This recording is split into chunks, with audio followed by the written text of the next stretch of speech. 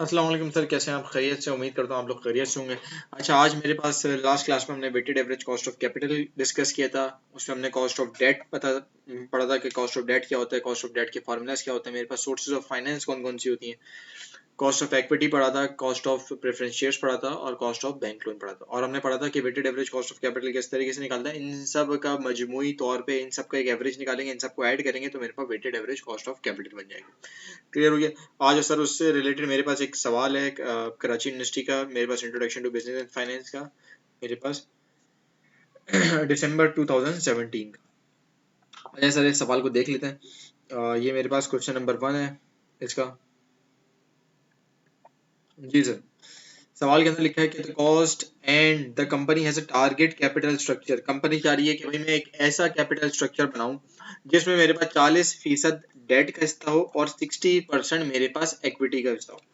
जैसे being a company आप सोचते हैं कि यार मैंने अपने मार्केट में कितने चूज करने हैं शेयर और मेरे पास बैंक से कितना लेना है। टोटल कॉस्ट उसने बोला कि मेरे पास ऐसी होनी चाहिए कि उसमें 40% मेरे पास डेट लिया हुआ, किसी से लोन लिया हुआ और 60% मैंने इक्विटी शेयर्स अपने इशू करे हुए। क्लियर हो गया?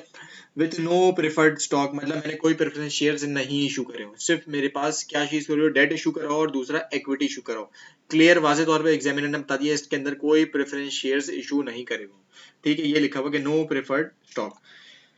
उसके बाद sir, it's before tax cost of debt, ये कैसा सवाल है सर जिसके अंदर उसने खुद ही बता दिया है कि आपके पास before tax cost of debt कितनी आ रही है। उसने बोला कि before tax cost of debt is 12%। उसने बोला कि बिफोर टैक्स सर, टैक्स से पहले कॉस्ट ऑफ डेट आपके पास कितनी है। उसने बोला 20।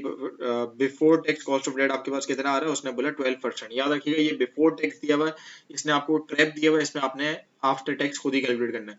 और जब जाहिर सी बात है उसने बिफोर टैक्स दिया हुआ है तो उसने अपने आपको मार्जिनल टैक्स रेट भी दे दिया है कि दैट इज 40%। क्लियर हो गया? एक तो आपने उसको आफ्टर टैक्स करना है कॉस्ट ऑफ डेट को। ठीक हो गया? अच्छा, दूसरी बात ये कह रहा है कि द करंट स्टॉक प्राइस, मतलब जो करंट मार्केट प्राइस है पर शेयर, वो मेरे पास चल रही है 22 रुपए 22.5। मतलब मार्केट में जो मेरे पास शेयर की कीमत चल रही है दैट इज 22.5। क्लियर हो गया?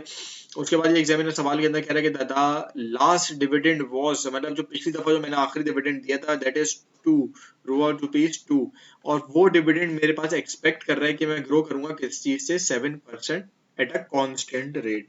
What is the common cost of equity and it's back. दो चीजें निकालनी है। उसने बोला कि कॉमन कॉस्ट ऑफ इक्विटी भी निकालनी है और दूसरा डेट भी निकालना है। ठीक हो गया सर? इसका थोड़ा बहुत स्ट्रक्चर ड्रॉ कर लेते हैं ताकि आपको रॉड, सबसे पहले मेजर चीज क्या होती है कि आप जो सवाल पढ़ के उसके बाद आप जिस तरीके से मैंने हाईलाइट किया मेरे पास मेजर पॉइंट, वो मैंने चीजें हाईलाइट कर ली और उसको बात फर्दर सिंपलीफाई आपने किस तरीके से करना है उसका आपने एक रॉ डेटा अपने पास बना लेना ताकि आपको पता हो कि क्या चीज आपके पास इस सवाल में गिवन है और क्या चीज आपने फर्दर निकालनी है। क्लियर है? ये मैंने सर यहाँ लिख दिया ऑलरेडी। इधर मैं यहाँ लिख देता हूँ मेरे पास सर क्या चीज है। उसने बोला कैपिटल स्ट्रक्चर कैसा चाहिए।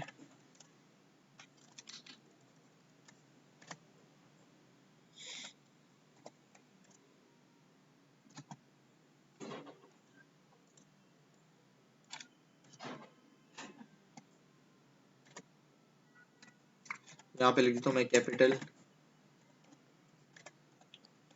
मुझे कैपिटल स्ट्रक्चर कैसे चाहिए जिसके अंदर 40%, जिसके अंदर क्या हो सर, मेरे पास 40% डेट हो और मेरे पास सर कैसा हो जिसके अंदर मेरे पास 60% इक्विटी हो। क्लियर हो गया? एक एक सवाल के अंदर ये चीजें गिवन थी तो मैं इसको अगर आप बोलें तो खैर ये मेरे पास एक चीज थी गिवन थी रॉ डेटा। सेकंड चीज मेरे पास क्या दी हुई थी, उसने बोला मेरे पास before tax cost of debt. मैं इधर से कॉपी कर लेता हूँ ना चीजें, टाइम सेव हो जाएगा। ये लिखा है before tax cost of debt is 12%, control C. ये मैंने अपने रॉ डेटा में लिख लिया कि मेरे पास before tax cost of debt जो है वो है 12%।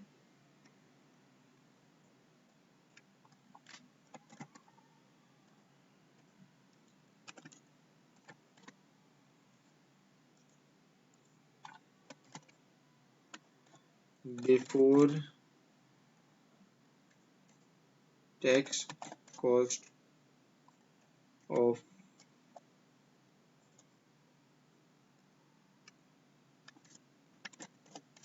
Before tax cost of debt sir आपके पास कितना आया हुआ है, दैट इज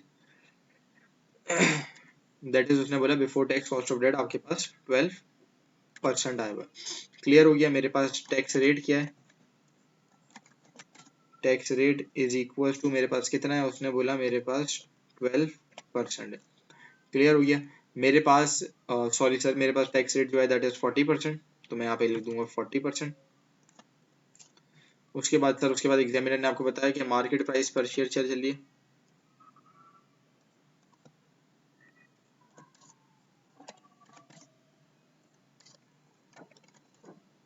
मार्केट प्राइस पर शेयर मेरे पास दैट इज 22.5, और मेरे पास उसने बोला डिविडेंड, लास्ट डिविडेंड, तो मेरे पास ये याद रखिएगा उसने डिविडेंड लास्ट बोला है।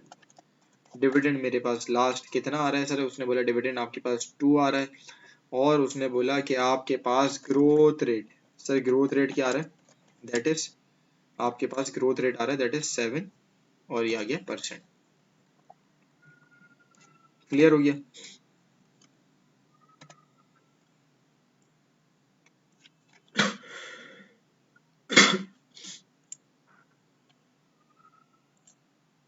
सर ये मैंने जो रॉ डेटा था, ये मैंने रॉ डेटा बना लिया। क्लियर हो गया। अब आप सवाल सॉल्व करना है। पहले मेरी चीज उसने बोला कि निकालना क्या है, मुझे रिक्वायर्ड क्या चीज है, पहले आप देखें रिक्वायर्ड क्या है। एक क्या है, मुझे कॉस्ट ऑफ इक्विटी निकालना है, के ई निकालना है, दूसरा मुझे निकालना है कि क्या है, वैक। क्लियर हो गया। दो चीजें निकालनी है। पहली रिक्वायरमेंट क्या है, ये मुझे कॉस्ट ऑफ इक्विटी निकालना है। दूसरी रिक्वायरमेंट सर मेरे पास क्या है कि मुझे वैक निकालना है। ठीक है, weighted average cost of capital.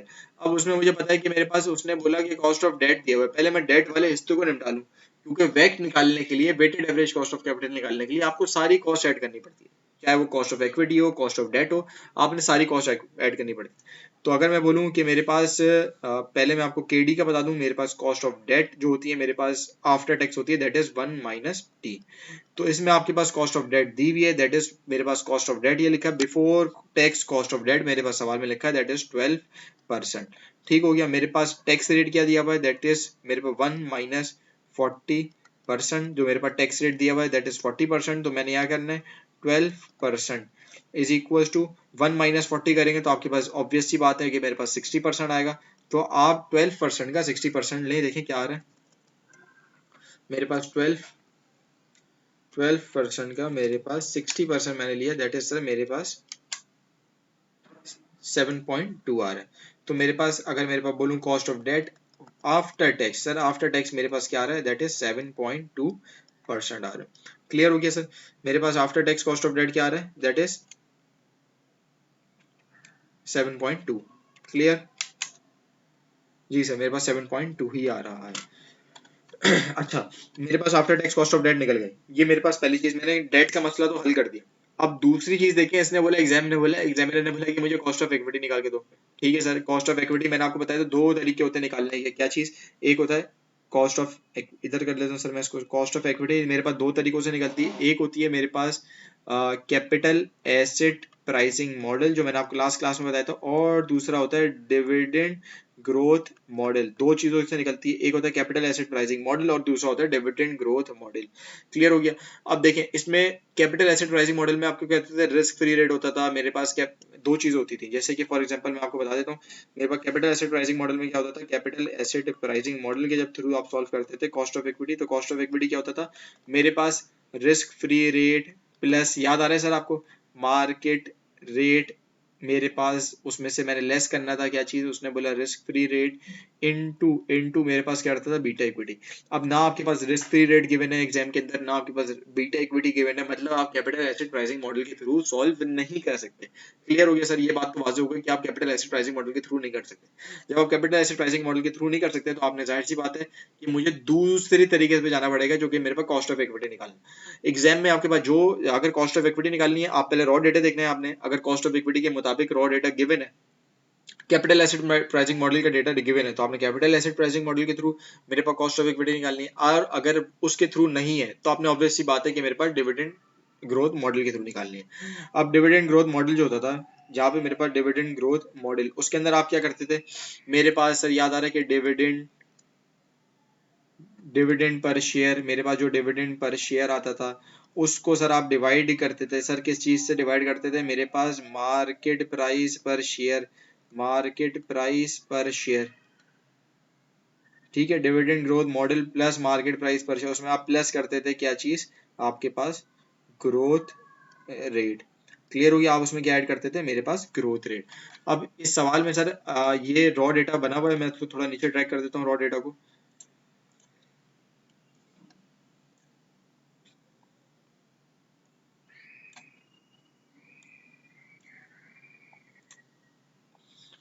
Ji sir, मेरे पास डिविडेंड ग्रोथ मॉडल के अंदर क्या दिया हुआ है, मेरे पास dividend growth model is equals to मेरे पास डिविडेंड पर शेयर। अब देखें डिविडेंड उसने आपको क्या दिया हुआ है, एग्जाम में दिया हुआ है कि मेरे पास डिविडेंड इज इक्वल्स टू 2। तो मेरे पास ये मेरे पास डिविडेंड सवाल के अंदर जब आप पढ़ेंगे उसने बोला था लास्ट डिविडेंड, जो पिछली दफा उसने डिविडेंड दिया था वो था 2, और इस बार का डिविडेंड निकालना है। तो मतलब लास्ट टाइम के डिविडेंड दिया होगा 2, उसमें ग्रोथ रेट लगाया है इनटू 1.07 ग्रोथ रेट, मल्टीप्लाई करेंगे आप डिवाइडेड बाय मार्केट प्राइस पर शेयर, मार्केट में जो प्राइस चल रही है दैट इज 22.5 चल रही है, प्लस प्लस मेरे पास growth rate that is 7%। Clear हो गया। 2 को जब आप मल्टीप्लाई करेंगे 1.07 से 2 मल्टीप्लाई बाय 1.07, तो मेरे पास क्या आ जाता है, दैट इज 2.14। तो मेरे पास कॉस्ट ऑफ,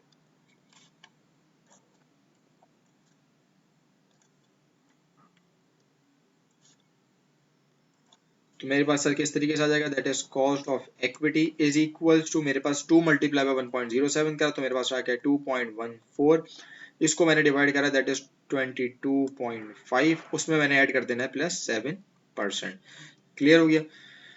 अच्छा सर, 2.14 उसको आपने डिवाइड किया दैट इज 22.5 से, जब 2.14 को मैं 22.5 से डिवाइड करूंगा दैट इज मेरे पास क्या आ जाएगा, इज इक्वल्स टू मेरे पास सर आ रहा है 0.095 आ रहा है, उसमें मैं प्लस करना है दैट इज 7%, और इसके जब अंदर मैंने 7% ऐड करा तो मेरे पास सर क्या आ गया, is equals to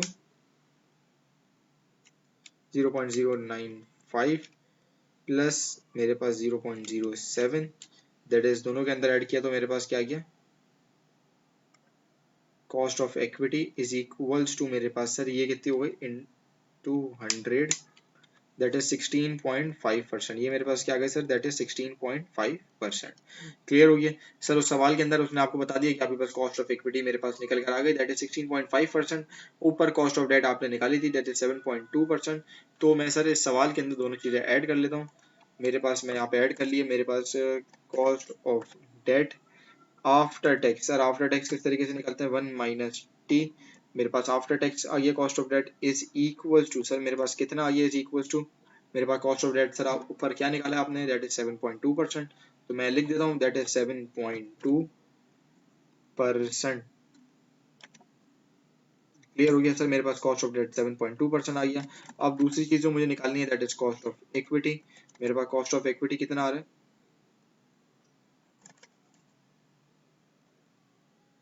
that is 16.5%, that is sir मेरे पास कॉस्ट ऑफ इक्विटी कितना आ रहा है, दैट इज 16.5%। क्लियर हो गया।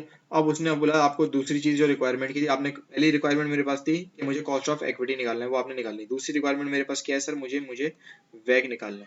तो वैग के अंदर क्या होता है, मेरे पास कॉस्ट ऑफ डेट, उसके अंदर ऐड करते हैं ऐड क्या चीज, कॉस्ट ऑफ इक्विटी। क्लियर हो गया। लेकिन उसने बोला कि मैं एक ऐसा कैपिटल स्ट्रक्चर ड्रॉ कर रहा हूँ जिसमें मेरे पास डेट है दैट इज 40% और मेरे पास इक्विटी है मेरे पास 60%। ठीक हो गया। तो कॉस्ट ऑफ डेट आपके पास कितने आ रहे हैं, मेरे पास कॉस्ट ऑफ डेट ऊपर एग्जामिनर ने दिया हुआ दैट इज 40%, तो मैं यहाँ पे ऊपर लिख देता हूँ मेरे पास कॉस्ट ऑफ डेट जो आएगा दैट इज 40% आएगा, और सर मेरे पास दूसरी चीज जो आएगी कॉस्ट ऑफ इक्विटी मेरे पास 60%। कॉस्ट ऑफ इक्विटी सर मेरे पास दैट इज 60%। क्लियर हो गया। अब मैंने क्या करना है सर, मैंने निकालना है वैक is equals to 40% into cost of debt plus 60% into cost of equity। मेरे पास वैक इज इक्वल्स टू मेरे पास 40% की क्या वैल्यू आ रही है, that is cost of debt की वैल्यू क्या आ रही है, मेरे पास cost of debt is equal to 7.2, तो मैंने यहाँ पे लिख दिया cost of debt is equal to 40% into 7.2% plus का एज इट इज साइन आ गया, 60% यहाँ था तो 60% भी एज इट इज आ गया, और मेरे पास कॉस्ट ऑफ इक्विटी क्या लिखी है, ये लिखी हुई सर ऊपर आपने अभी अभी आपने निकाली दैट इज 16.5%। क्लियर हो गया। इन दोनों को सॉल्व करें सर आप, 40% का 7.2% लें, 40% इंटू 7.2% लिया, मेरे पास क्या आ गया, उसने बोला इज इक्वल टू, मेरे पास आ गया दैट इज 2.88%, मेरे पास वैक is equal to 2.88% plus 60% into 16.5%, उसने बोला 60% इंटू 16.5% निकाला, दैट इज मेरे पास आ गया कितना, उसने बोला 9.9%। ये कितना आ गया सर, मेरे पास 9.9% आ गया। अब कुछ नहीं करना सर, आपने सिंपली दोनों को ऐड कर देना है। मेरे पास जैसे किस तरीके से ऐड करेंगे, मेरे पास वैक इज इक्वल्स टू, मेरे पास 9.9%, दैट इज 9.9 प्लस 2.88, इन दोनों को सर मैंने ऐड करा तो मेरे पास क्या आ गया, मेरे पास 12.780%। ये मेरे पास weighted average cost of capital आ गया। क्लियर हो गया सर, होपफुली आपको क्लियर होगा। मेरे पास में दो रिक्वायरमेंट थी, दैट इज एक तो वैक निकालना, तो मैंने वैक निकाल लिया, दैट इज 12.780%, और दूसरा सर मुझे निकालना था मेरे पास cost of equity, cost of equity मैंने ये निकाली हुई, दैट इज 16.5%। क्लियर हो गया सर, इस सवाल को एक दफा कॉपी कर लें, इसके अंदर कोई भी क्वेरी हो, कोई भी मसला हो तो आप मुझसे पूछ लीजिएगा। ठीक हो गया, नेक्स्ट क्लास के अंदर हमारे पास एक और पास्ट पेपर का सवाल है, हम वो सॉल्व करेंगे। Okay, thank you.